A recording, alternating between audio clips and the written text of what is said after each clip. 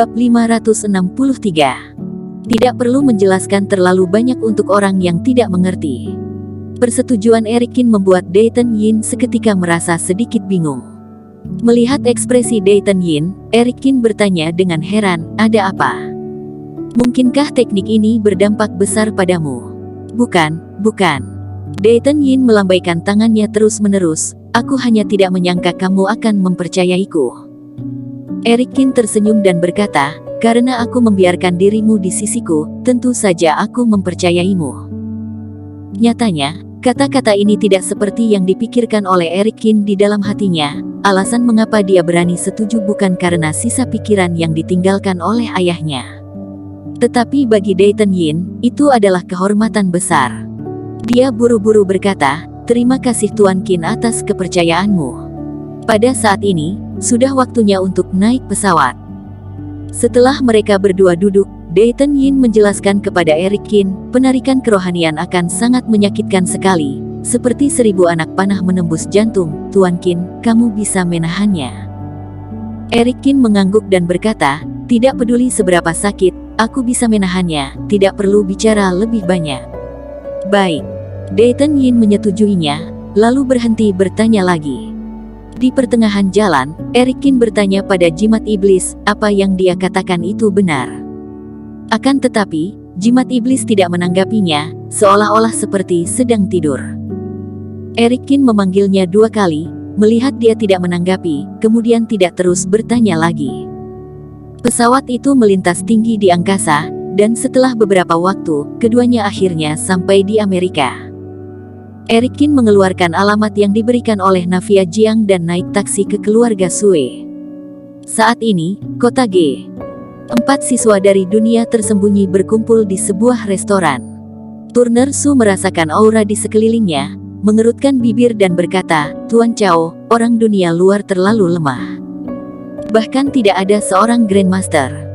Haf Chao mengangguk dan berkata, "Bagi dunia luar, pelatihan bukanlah arus utama. Selain itu, orang yang memiliki akses untuk pelatihan tidak banyak. Itu hanyalah hal kecil." Sami Feng memutar bola matanya. "Kita keluar karena ingin bersenang-senang dan mengajari orang yang berwawasan sempit ini. Kamu membiarkan kami menggertak orang biasa, bukankah itu membosankan?" "Jangan terlalu buru-buru." Haf Chao tersenyum aneh. Dia mengeluarkan ponselnya, membuka forum Budo dan menemukan postingan teratas. Di postingan ini, itu adalah daftar peringkat kekuatan generasi muda. Haf Chao menyerahkan ponsel kepada Turner Su dan yang lainnya dan berkata, "Mereka barulah yang benar-benar kuat." Sekarang orang pertama dalam daftar adalah Erikin. Di balik wajahnya, dia juga membawa informasi detail. Di peringkat kedua ada Teddy, sekarang dikenal sebagai Erikin Utara dan Teddy Selatan. Dan yang ketiga adalah Andrew Zhu. Tes, Nona Zhu ternyata bukan yang nomor 1. Coulter Dong berkata dengan heran. Haf Chao tersenyum dan berkata, "Sejauh yang aku tahu, Nona Zhu belum melakukan tindakan apapun, tetapi Erikin dan Teddy memiliki rekor yang berkesinambungan, jadi mereka menduduki peringkat pertama."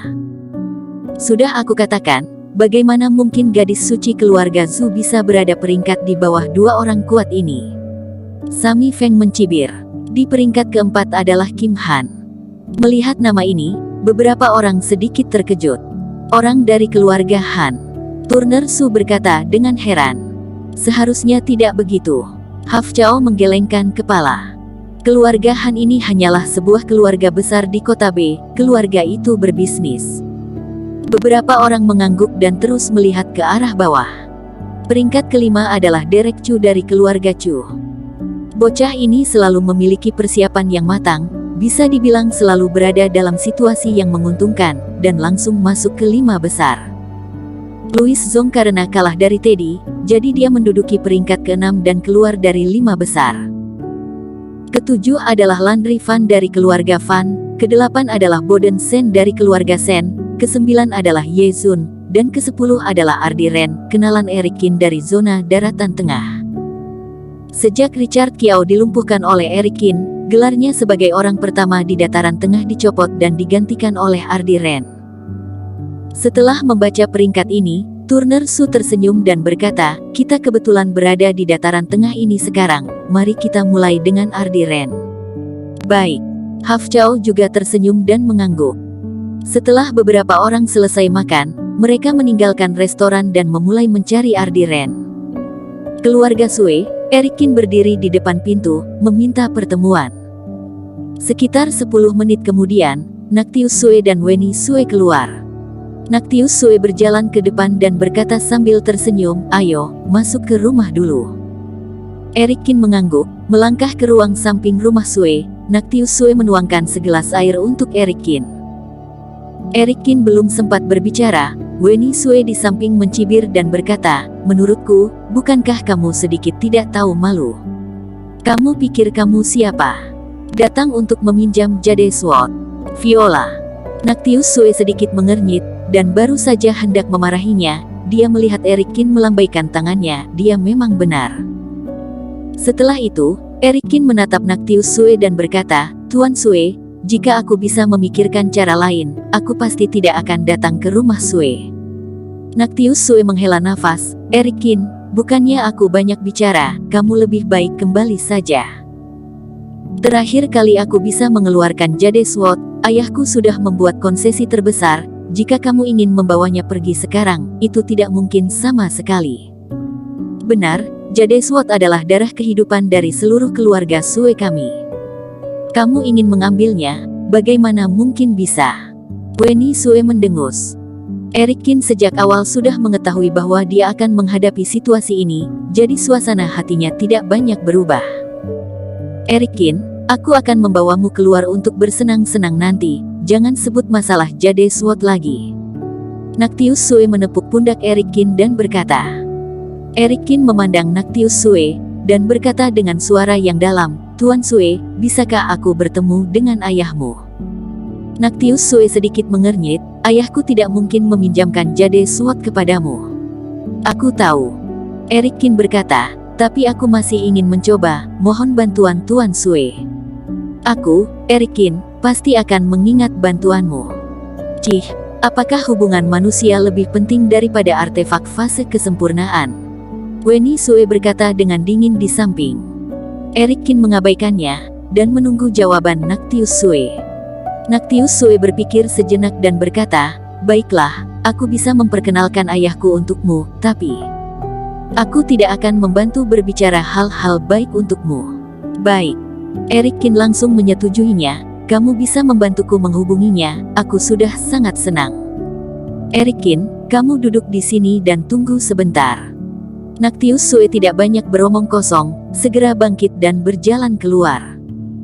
Weni Sue mendengus ringan, kamu orangnya begitu tidak tahu malu, kami semua sudah berbicara sampai pada titik ini, tapi kamu masih tidak mau pergi. Apa kamu tidak punya harga diri? Setelah mendengar ini, Dayton Yin di samping sedikit mengernyit. Saat hendak berdiri dan menegur, dia mendengar Erikin berbicara, ada banyak hal di dunia ini, yang lebih penting daripada harga diri. Cih, hanya saja kamu tidak memiliki keberanian, masih saja berkata begitu semangat. Weni Sue mendengus ringan. Erikin tidak menjelaskannya lagi, tidak perlu membicarakan sesuatu yang tidak akan dimengerti oleh orang lain. Weni Sue hanyalah sekuntum bunga yang tumbuh di dalam rumah kaca, dia tidak bisa memahami Erikin. Harga diri itu penting, tapi ibunya sedang menderita, apa gunanya harga diri bagi Erikin? Setengah jam lebih kemudian, Naktius Sue berjalan kemari. Dia menghela nafas, ayahku setuju, tapi dia hanya memberimu waktu 5 menit. Bersambung. Terima kasih telah menonton video ini sampai akhir. Jangan lupa subscribe dan nantikan kisah episode selanjutnya hanya di Novel Story. Salam.